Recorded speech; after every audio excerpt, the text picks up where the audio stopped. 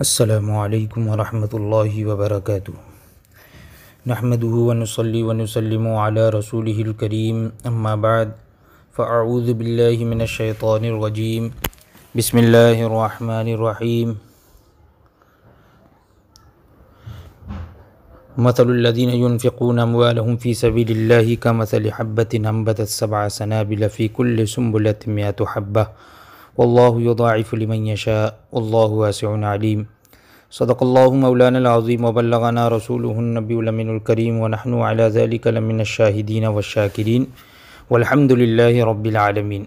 दुरूद शरीफ पढ़ लीजिए। अल्लाहुम्मा सल्लि अला सय्यिदिना व मौलाना मुहम्मदिन मअदिनिल जूदी वल करम व आलिहिल किरामी व इब्निहिल करीम व बारिक व सल्लिम सलातन व सलामन अलैका या सय्यिदी या रसूलल्लाह सल्लल्लाहु तआला अलैहि वसल्लम। आज की ये मुख्तसर दीनी नशिस्त में दरस बहार शरीयत के साथ आप हज़रात की खिदमत में मैं हाज़िर हूँ, चूँकि इसके बाद फिर इंशाअल्लाह तबारक व तआला एक तवील मजलिस का इनेकाद होगा, जिसमें काज़ी शहर मुंबई हज़रत अल्लामा मौलाना मुफ्ती महमूद अख्तरुल क़ादरी साहब क़िबला मद्दज़िल्लहुल आली व नूरानी आपके सवालात के जवाबात देंगे, और वो प्रोग्राम 10:30 बजे से 12:30 बजे तक इंशाअल्लाह तबारक व तआला चलेगा, जमात रज़ाए मुस्तफ़ा साउथ जोन मुंबई की जानिब से। तो आप हज़रात उस पे भी, उस लिंक पर भी जाएं और उसे भी सुनने की कोशिश करें। थोड़ी देर के लिए मैं 5-10 मिनट के लिए हाज़िर हुआ हूँ। बात चल रही थी ज़कात वाजिब होने की शर्तों की, कि ज़कात वाजिब होने के लिए चंद शर्तें हैं। 6 शर्तें मैंने बयान की थी।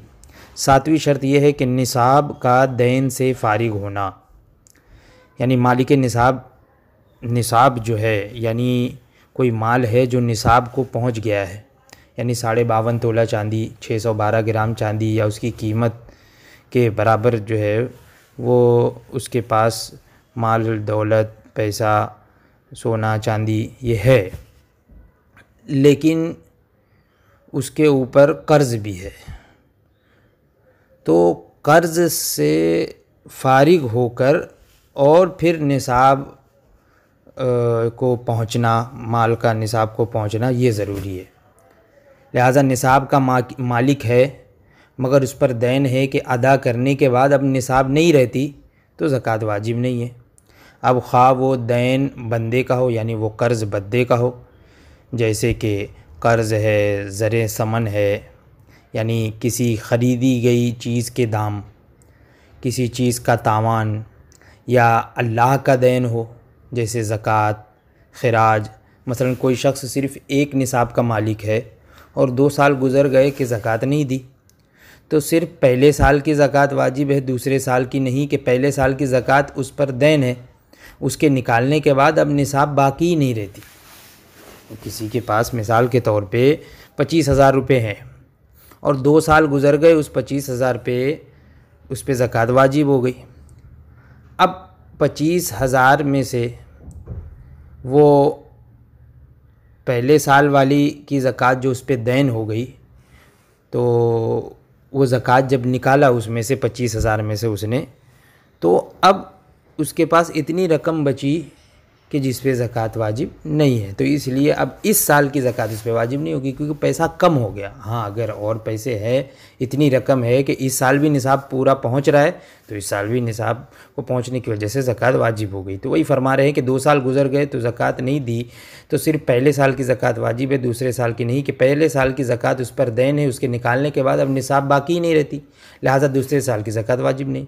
यूँ ही अगर 3 साल गुजर गए मगर तीसरे में एक दिन बाकी था कि 5 दिरहम और हासिल हुए, जब भी पहले ही साल की ज़कात वाजिब है कि दूसरे और तीसरे साल में ज़कात निकालने के बाद निसाब बाकी नहीं है। हाँ, जिस दिन के वो 5 दिरहम हासिल हुए उस दिन से 1 साल तक अगर निसाब बाकी रह जाए तो अब उस साल के पूरे होने पर ज़कात वाजिब होगी। यूँ ही अगर निसाब का मालिक था और साल तमाम पर ज़कात न दी, फिर सारे माल को हलाक कर दिया, फिर और माल हासिल किया कि ये बक़द्र निसाब है, मगर साल अव्वल की ज़कात जो उसके ज़िम्मे दैन है उसमें से निकाली तो निसाब बाकी नहीं रहती, तो इस नए साल की ज़कात वाजिब नहीं। और अगर उस पहले माल को उसने क़स्दन हलाक ना किया बल्कि बिला क़स्द हलाक हो गया तो उसकी ज़कात जाती रही, लिहाजा उसकी ज़कात दैन नहीं होगी अगर क़स्दन हलाक नहीं किया है तो इस सूरत में इस नए साल की ज़कात वाजिब है। अगर ख़ुद मदयून नहीं है यानी मकरूज़ नहीं है, उस पर कर्ज़ नहीं है, मगर मदयून का कफ़ील है यानी मकरूज़ का किसी को कर्ज़ दिया, जिसको कर्ज़ दिया गया है उसका ये ज़ामिन है, कफ़ील है, और किफ़ालत के रुपए निकालने के बाद निसाब बाकी नहीं रहती तो ज़कात वाजिब नहीं है। यानी ये ख़ुद ज़ामिन है कि चलो मैं दूंगा, उसकी तरफ से तुम्हारा कर्ज़ अदा कर दूंगा। तो अब ये किफ़ालत के रुपए निकालने के बाद अगर उसके बाद उसके पास निसाब बाकी नहीं रहती है तो अब ज़कात वाजिब नहीं है। मिसाल के तौर पे ज़ैद के पास 1000 रुपये है और अम्र ने किसी से 1000 कर्ज़ लिए और ज़ैद ने उसकी किफ़ालत की, तो ज़ैद पर इस सूरत में ज़कात वाजिब नहीं कि ज़ैद के पास अगरचे रुपए हैं मगर अम्र के कर्ज़ में मुस्तग़रक़ हैं कि कर्ज़ खा को इख्तियार है कि ज़ैद से मुतालबा करे और रुपए ना मिलने पर यह इख्तियार है कि ज़ैद को क़ैद करा दे, तो ये रुपए दैन में मुस्तग़रक़ है, लिहाजा ज़कात वाजिब नहीं है। यानी ये खुद कफ़ील हुआ था कि मैं उसकी ज़कात कर्ज़ का ज़िम्मा लेता हूँ, मैं दे दूँगा, ये मैं ज़ामिन होता हूँ। तो अब अगरचे उसके पास पैसे हैं तब भी उस पर ज़कात वाजिब नहीं होगी अगर वो कर्ज़ अदा करने के बाद उसके पास निसाब तक जो है वो माल ना हो तो। और अगर अम्र की 10 शख्सों ने कफ़ालत की और सबके पास 1000 रुपये हैं, जब भी उनमें किसी पर ज़कात वाजिब नहीं कि कर्ज़ खा हर एक से मुतालबा कर सकता है और बसूरत ना मिलने के जिसको चाहे क़ैद करा दे। जो दैन मियादी हो वो मज़हब सही में वजूब ज़कात का माने नहीं है, चूँकि आदतन दैन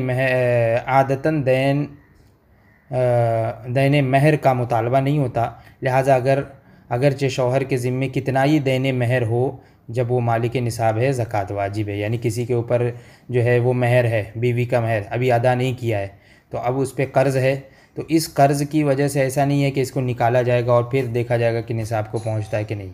अगर वो मालिक निसाब है अगरचे कितना ही महर हो ज़कात वाजिब है। खुसूसन महर मौखर जो आम तौर पे यहाँ राइज है, जिसकी अदा की कोई मियाद मुअय्यन नहीं होती, तो उसके मुतालबे का तो औरत को इख्तियार ही नहीं है जब तक मौत या तलाक़ वाक़ ना हो। औरत का नफ़क़ा शौहर पर दैन नहीं करार दिया जाएगा जब तक काजी ने हुक्म न दिया हो या दोनों ने बाहम किसी मकदार पर तस्फिया न कर लिया हो, और अगर ये दोनों ना हो तो साक़ित हो जाएगा। शौहर पर इसका देना वाजिब ना होगा, लिहाजा माने ज़कात नहीं है। औरत के अलावा किसी रिश्तेदार का नफ़क़ा उस वक्त दैन है जब 1 महीने से कम ज़माना गुज़रा हो या उस रिश्तेदार ने काजी के हुक्म से कर्ज़ लिया, और अगर ये दोनों बातें नहीं तो साक़ित है और माने ज़कात नहीं है। दैन उस वक्त माने ज़कात है जब ज़कात वाजिब होने से पहले का हो, और अगर निसाब पर साल गुज़रने के बाद हुआ तो ज़कात पर उस दैन का कुछ असर नहीं होगा। ये चंद बातें मैंने ज़िक्र करी, इंशाअल्लाह तबारक ताला और तफसील के साथ जो है वो आइंदा आपकी खिदमत में हाज़िर होऊंगा।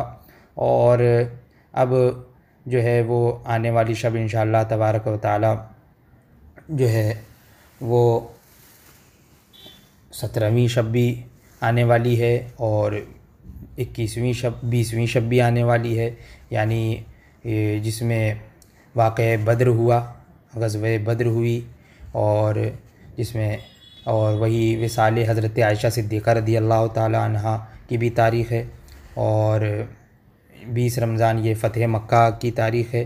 तो इंशाअल्लाह तबारक व ताला इस मौजू पर भी कुछ बयानात होंगे आइंदा मजलिसों में, और फिर ये दरस बार शरीयत भी होगा। आप हज़रात जो है वो ज़्यादा से ज़्यादा तादाद में ऑनलाइन आकर वक्त मुकर्रर पर आकर और इसे बगौर समात किया करें। अल्लाह तबारक व तआला हम तमाम लोगों को सही मसाइल शरिया सीख कर उस पर अमल करने की तौफ़ीक़ अता फ़रमाए।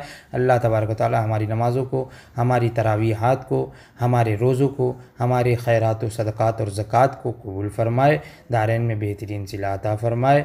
व आखिर दावाना अल्हम्दुलिल्लाहि रब्बिल आलमीन। अस्सलामु अलैकुम।